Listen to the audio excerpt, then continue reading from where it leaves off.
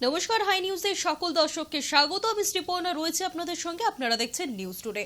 আর দিনের শুরুতেই যে খবরের দিকে নজর রাখবো, সংবিধান সদন থেকে বক্তব্য রেখেছেন প্রধানমন্ত্রী নরেন্দ্র মোদী এবং সেই বক্তৃতায় যে প্রধান ইস্যু তিনি তুলে ধরেছেন তার মধ্যে বিশ্বাস এবং আস্থা। পাশাপাশি এও জানা যাচ্ছে যে আজই রাষ্ট্রপতির সঙ্গে দেখা করতে চলেছেন প্রধানমন্ত্রী নরেন্দ্র মোদী। आज जब आप मुझे फिर से एक बार ये दायित्व देते हैं, इसका मतलब है कि हम दोनों के बीच हम आपस में विश्वास का सेतु इतना मजबूत है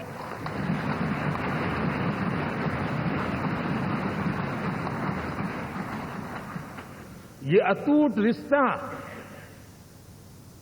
विश्वास की मजबूत धरातल पर है और ये सबसे बड़ी पूंजी होता है। और इसलिए ये पल मेरे लिए भावुक करने वाले भी है और आप सबके प्रति जितना धन्यवाद करूं उतना कम है। ছবি মুক্তির দিনেই রেশন দুর্নীতি মামলায় অভিনেত্রী ঋতুপর্ণা সেনগুপ্তকে নোটিশ। 19 জুন অভিনেত্রীকে নিজেদের দফতরেই ডেকে পাঠালো ইডি। যদিও এই প্রথমবার নয়, এর আগেও রেশন দুর্নীতি মামলায় অভিনেত্রীকে তলব করেছিল ইডি।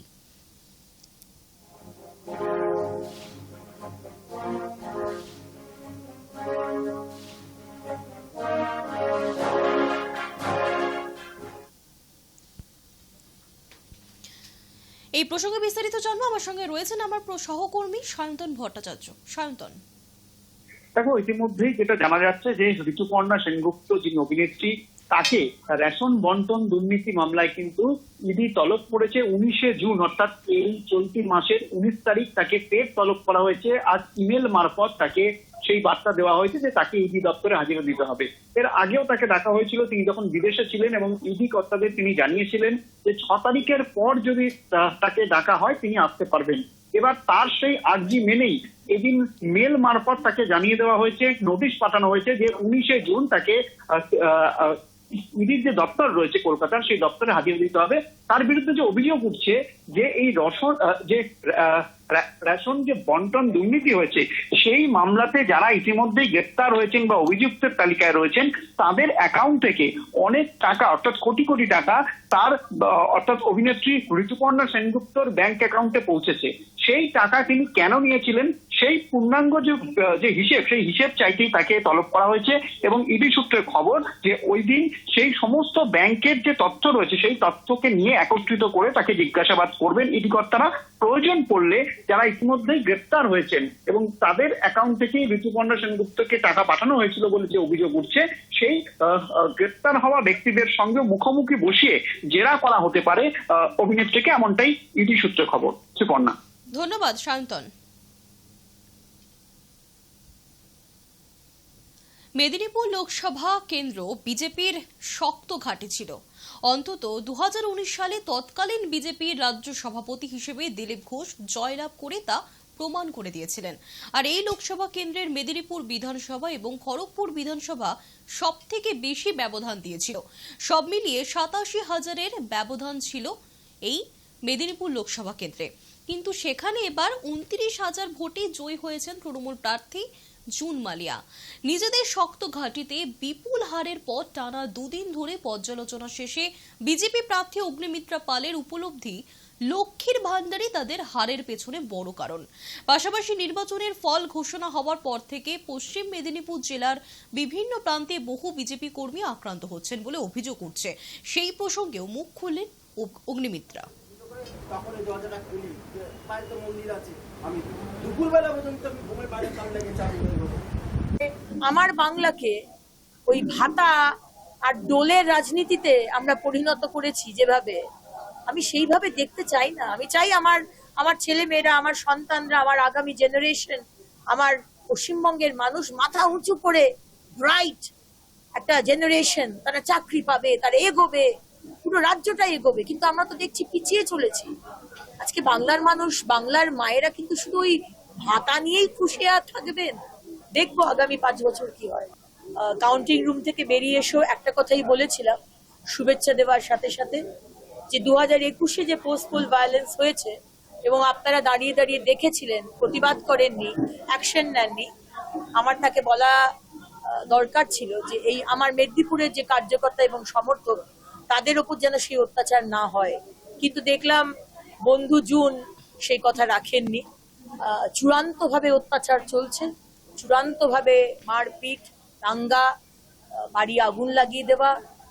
আজকে এতগুলো ভাই বোন ঘরছাড়া হয়ে আমার কার্যালয়ে রয়েছে। আমরা নিজেরাই যথেষ্ট, আমাদের কারোর সাহায্য বা সমর্থন দরকার হবে না। শিয়ালদা স্টেশনে মেন এবং কড লাইনে অন্তত 90টি ট্রেন বাতিল, চরম ভোগান্তিতে নিত্যযাত্রীরা। যে ট্রেনগুলি চলছে সেগুলিও সবকটি শিয়ালদা স্টেশনে ঢুকছে না। অনেক ট্রেন দমদম পর্যন্ত পৌঁছেছে, দমদম ক্যান্টনমেন্ট স্টেশনেও থেমে যাচ্ছে বহু ট্রেন। প্রত্যেকটি স্টেশনে ভিড় করে দাঁড়িয়ে রয়েছে বহু মানুষ। চূড়ান্ত ভিড়ের কারণে অনেকেই ট্রেনে উঠতে পারছেন না। যাত্রীদের অভিযোগ, কোন কোন ট্রেন বাতিল হয়েছে অথবা কোন ট্রেনের যাত্রাপথ বদলেছে তা কর্তৃপক্ষের তরফে ঠিকভাবে জানানো হয়নি। আর তার জেরেই এই পরিস্থিতি। ভিড়ের চাপে ট্রেন থেকে যাত্রীদের পড়ে যাবার খবরও সামনে এসেছে। রেল সূত্রে জানা যাচ্ছে শহরতলি লোকাল ট্রেনের যাত্রী ধারণ পরিকাঠামো বাড়ানোর কাজ চলছে। আর সেই কারণেই বৃহস্পতিবার মাঝরাত থেকে রবিবার দুপুর 2টো পর্যন্ত শিয়ালদা স্টেশনের 1 থেকে 5 নম্বর প্ল্যাটফর্মে ট্রেন চলাচল সম্পূর্ণ বন্ধ।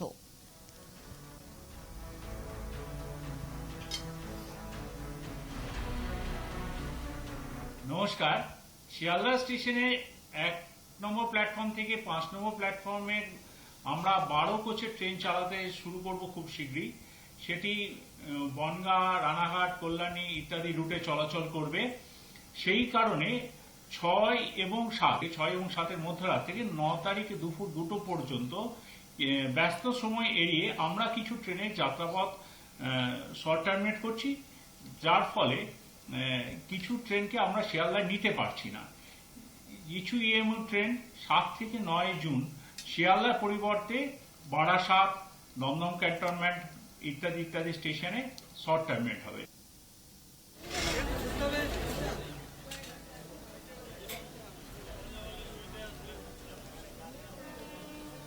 শিয়ালদার কড লাইনে অন্তত 90টি ট্রেন বাতিল, চরম ভোগান্তিতে নিত্যযাত্রীরা। যে ট্রেনগুলি চলছে সেগুলি সবকটি শিয়ালদা পর্যন্ত পৌঁছচ্ছে না। আবার বেশ কিছু ট্রেন দমদম ক্যান্টনমেন্টে অনেক ট্রেন থেমে যাচ্ছে। ভোগান্তির চরমে যাত্রীদের। এই বিষয়ে বিস্তারিত জানবো, আমার সঙ্গে রয়েছেন আমার সহকর্মী অভিষেক সিংহ। অভিষেক, যে প্রসঙ্গটা সামনে আসছে বারবার করে, যে রেল কর্তৃপক্ষের তরফেই অভিযোগের দিকটা চলে যাচ্ছে যে সাধারণ মানুষ অনেকেই জানেন না যে আজকে এরকম ট্রেনের সমস্যা হতে চলেছে। একদমই তাই। দেখো, তোমাকে জানিয়ে বলবো যে যাত্রী কিন্তু চরম দুর্ভোগের মুখে পড়েছে। আমরা দেখতে পাচ্ছি যে দমদম এবং বিভিন্ন জায়গায় কিন্তু স্টেশনগুলোতে প্রচুর মানুষের ভিড়।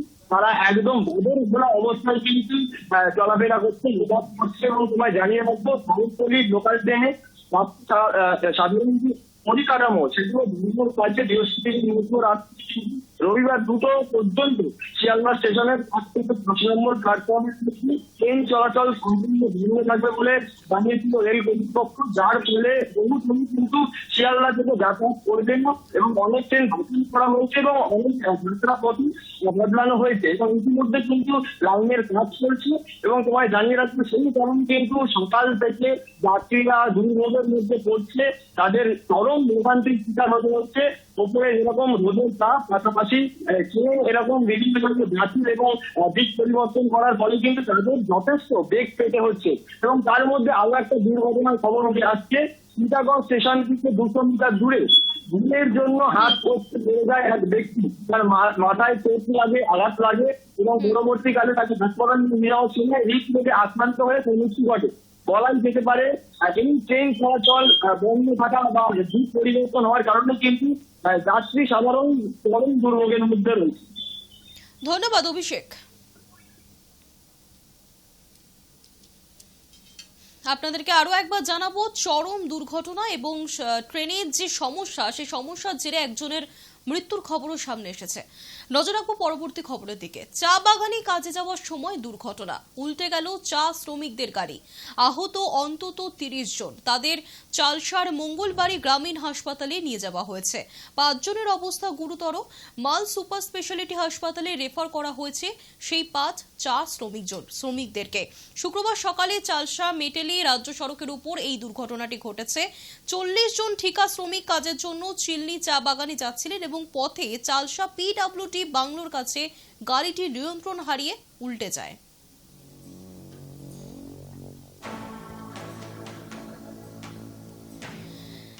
দুর্ঘটনার কবলে পড়ল চা শ্রমিকদের গাড়ি এবং সেখানে 40 জন ঠিকা শ্রমিক কাজের জন্য চিল্লি চা বাগানে যাচ্ছিলেন। পথে চালসা পিডব্লিউ বাংলোর কাছে গাড়িটি নিয়ন্ত্রণ হারিয়ে উল্টে যায় বলে খবর। যারা আহত হয়েছেন, যে শ্রমিকরা আহত হয়েছেন তাদের হাসপাতালে রেফার করা হয়েছে। 5 জন চা শ্রমিক, জানা যাচ্ছে যে 5 জন শ্রমিক এখনো পর্যন্ত আহত হয়েছেন এবং সেই শ্রমিকদেরকে রেফার করা হয়েছে হাসপাতালে।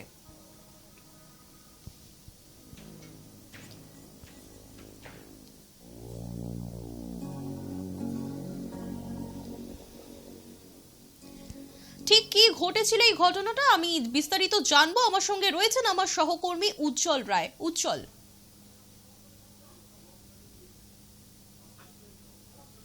দেখো, শুক্রবার সকালে ঘটনাটি ঘটে চালসা মেটলি রাজ্য সড়কের পিডব্লিউডি মোড় সংলগ্ন এলাকায়। সেখানে একটি পণ্যবাহী গাড়িতে করে 40 জন চা শ্রমিক কাজের জন্য চিল্লি চা বাগানে হঠাৎ ওই পথে গাড়িটি নিয়ন্ত্রণ হারিয়ে সড়কের ধারে উল্টে যায়। স্থানীয়রা এরপর আহতদের উদ্ধার করে পার্শ্ববর্তী হাসপাতালে নিয়ে আসে। ধন্যবাদ উজ্জ্বল। চা বাগানে শ্রমিকদের আজকের দুর্ঘটনার পথে কবলে পড়েছেন চা বাগানের শ্রমিকেরা। নজর রাখবো পরবর্তী খবরের দিকে। বৃহস্পতিবার হালকা বৃষ্টিতে ভিজেছিল কলকাতা। সাময়িকভাবে আবহাওয়া পাল্টালেও আবারও ফিরতে চলেছে গরম। কলকাতার আবহাওয়া আবার পৌঁছতে পারে 40 ডিগ্রিতে। হাওয়া অফিস সূত্রে খবর, উত্তর পশ্চিমের গরম হাওয়া ঢুকছে বাংলায়। তাই সপ্তাহ শেষে চরম অস্বস্তি বজায় থাকবে। বিশেষত গাঙ্গেয় পশ্চিমবঙ্গের জেলাগুলিতে অস্বস্তি বাড়বে। বাঁকুড়া, পুরুলিয়া এবং পশ্চিমের বেশিরভাগ জেলায় তাপমাত্রা ফের 43 থেকে 44 ডিগ্রির ঘরে পৌঁছতে চলেছে। আবারও বাংলায় ফিরতে চলেছে গরম। 40 ডিগ্রিতে পৌঁছতে চলেছে কলকাতার তাপমাত্রা। সপ্তাহ শেষে চরম অস্বস্তি বজায় থাকবে বিশেষত গাঙ্গেয় পশ্চিমবঙ্গের জেলাগুলিতে। অস্বস্তি আরো বাড়তে চলেছে বাঁকুড়া, পুরুলিয়া, পশ্চিমের বেশিরভাগ জেলায় তাপমাত্রা ফের 43 থেকে 44 ডিগ্রির ঘরে পৌঁছতে চলেছে।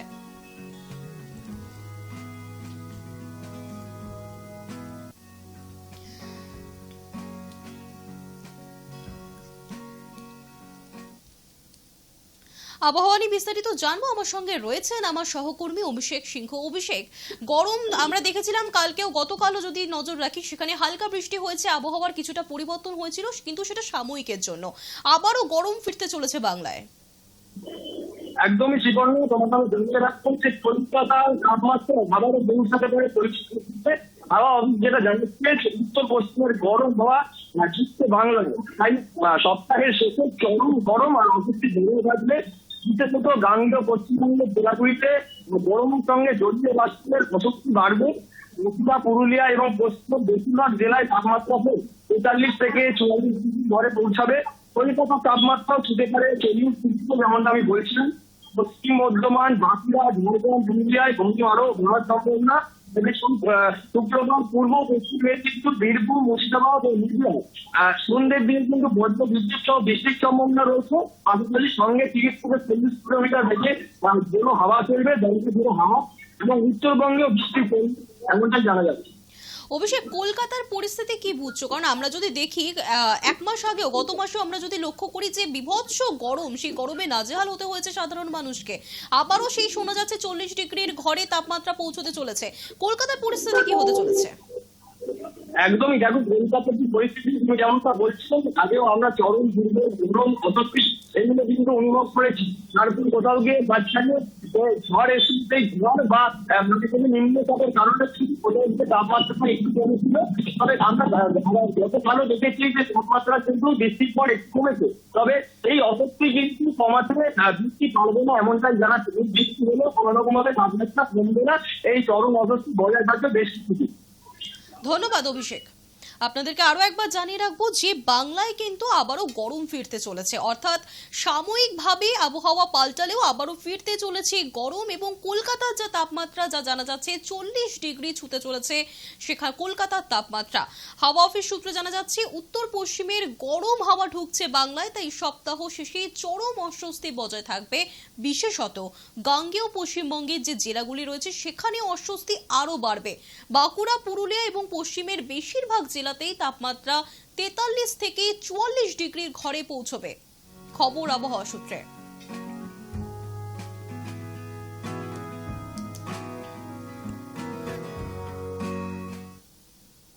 নিউজ টুডে এখনকার মতো এই পর্যন্তই। দেখতে থাকুন হাই নিউজ, নির্ভীক নিরপেক্ষ।